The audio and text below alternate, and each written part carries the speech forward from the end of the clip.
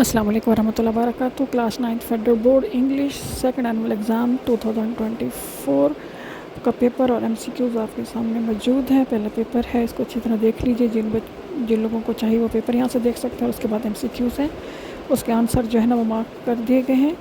Second annual examination 2024 SSC 1 class 9 English का solve paper आपके solve MCQs आपके सामने मौजूद है। इससे फ़ायदा उठाइए।